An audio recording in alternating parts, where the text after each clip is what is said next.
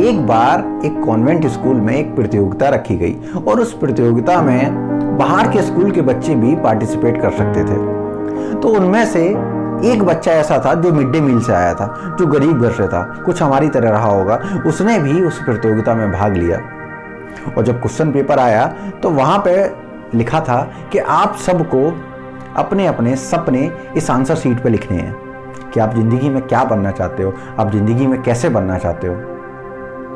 तो सारे बच्चों ने अलग अलग तरीके के आंसर लिखे। कुछ ने लिखा कि मैं डॉक्टर बनना चाहता हूँ, कुछ ने लिखा मैं साइंटिस्ट बनना चाहता हूँ, कुछ ने लिखा मैं बिजनेसमैन बनना चाहता हूँ, कुछ ने लिखा मैं आईएएस बनना चाहता हूँ। पर एक आंसर शीट ऐसी थी जिसने सारे टीचर्स का ध्यान अपनी तरफ खींच लिया। उस आंसर शीट में कुछ लिखा ही ऐसा था। उसमें लिखा था कि मैं एक बहुत बड़े से फार्म हाउस का मालिक बनूंगा जिसमें चारों तरफ बहुत बड़ी बड़ी लग्जूरियस गाड़ियां खड़ी होंगी और मेरा मकान, मेरा घर इतना सुंदर होगा जिसमें दुनिया के अलग अलग शहर से बढ़िया बढ़िया सामान ला के लगाए गए होंगे और वो मकान मेरा इतना आलीशान होगा कि कोई भी उसे देखते ही एक बार में उससे प्यार करने लगेगा। तो सारे टीचर्स ने बोला ये बच्चा इतना गरीब है, इसके फादर भी अमीर नहीं है, फिर ये ऐसी बातें क्यों लिख रहा है, ये तो अवास्तविक है, ये तो हो ही नहीं सकता। तो सारे टीचर्स ने मिलकर उस बच्चे को अपने पास बुलाया और उसे सांत्वना देते हुए बोला कि बेटा ये सारी बातें ना असल जिंदगी में नहीं होती हैं, ये सारी बातें सिर्फ फिल्मों में, पिक्चरों में और पर्दे पर ही होती हैं, ऐसा असल जिंदगी में बिल्कुल नहीं होता है। तुम ये आंसर शीट अपनी ले जाओ वापस और एक नई आंसर शीट अपने घर से लिख के फिर हमारे पास सबमिट करना, हम उसे कंसीडर कर लेंगे। बच्चा थोड़ा सा निराश हुआ और वो आंसर शीट लेके अपने घर चला गया। उसने अपने फादर को वो आंसर शीट दिखाई और उसके फादर ने उसे बड़ा अप्रिशिएट किया, बोला वेरी गुड बेटा, बहुत अच्छा लिखा है तुमने।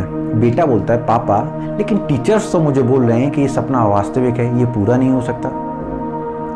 तो फादर बोलता है बेटा तुम उन चंद नंबर्स की वजह से अपना सपना किसी को देना चाहते हो। तो बेटा बोलता है नहीं पापा, मैं अपना सपना किसी को नहीं देना चाहता। तो फिर तुम उन टीचर्स को बोल देना कि वो अपने मार्क्स अपने पास रख लें और तुम अपना सपना अपने पास रख लो। वो बच्चा गया, उसने पुरानी वाली आंसर शीट सबमिट कर दी और टीचर्स ने उसे 0 मार्क्स दिए। वो बच्चा फेल हो गया उस प्रतियोगिता में। और थोड़े टाइम बाद जब टाइम बीता, ये बच्चा बड़ा हो गया, टीचर्स भी थोड़े से बुढ़े हो गए। अब ये सारे टीचर्स मिलके एक टूर बनाते हैं घूमने के लिए और ये लोग एक हिल स्टेशन पर चले जाते हैं। हिल स्टेशन पर घूम ही रहे थे कि शाम को लौटते टाइम ना इनकी गाड़ी खराब हो जाती है। अब इन्हें समझ में नहीं आ रहा था ये कहाँ जाए। तभी देखते हैं कि दूर से एक आलीशान मकान दिख रहा है और उस मकान में बहुत ही सुंदर लाइटिंग हो रही है। तो टीचर्स ने सोचा कि क्यों ना हम इस मकान के मालिक के पास जाएं और उससे बोलें कि वो आज रात हमें यहाँ रुकने दे, कल सुबह होते ही हम यहाँ से चले जाएंगे। तो सारे टीचर्स उस बड़े से मकान के पास पहुंच गए और उन्होंने गेट नॉक कर दिया। अंदर से एक नौकर निकल के आया और टीचर्स ने सारी की सारी बात उस नौकर उसको बता दी कि हमारी गाड़ी खराब हो गई है, हम रात में यहाँ रुकना चाहते हैं। तो नौकर ने बोला कि आप यहीं ठहरिए, हम अभी अपने मालिक को बुला के लाते हैं और हमारे मालिक बहुत अच्छे हैं, वो आपको जरूर यहाँ रुकने देंगे। थोड़ी देर बाद जैसे ही मालिक बाहर आया, मालिक ने उन टीचर्स को तुरंत पहचान लिया और ये लड़का तुरंत ही उन टीचर्स के पैर में गिर गया, उनको नमस्कार करने लगा और बड़ी रिस्पेक्ट के साथ उनको अपने घर में लेके आया। और जब वो सारे टीचर्स उस हवेली के अंदर गए, उस आलीशान घर के अंदर गए, तो देखते हैं सारी की सारी चीज़ें इंपोर्टेड हैं, अलग अलग देश से ला के लगाई गई हैं। लेकिन एक चीज़ ऐसी है जो इस घर के हिसाब से बिल्कुल मैच नहीं करती है और वो था एक पुराना फोटो फ्रेम और उस फोटो फ्रेम में लगी हुई एक आंसर शीट जिसमें उस बच्चे को 0 नंबर दिए गए हैं।